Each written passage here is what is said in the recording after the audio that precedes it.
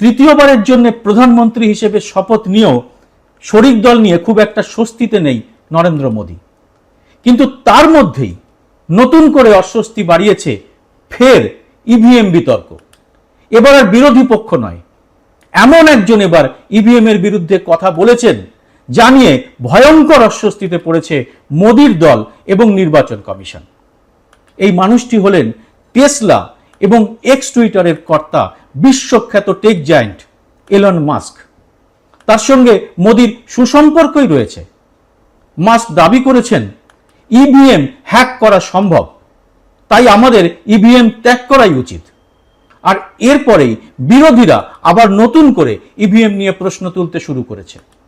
আর এর মধ্যে আগুনে ঘি ঢেলেছে মিড ডে নামের একটি সংবাদপত্র।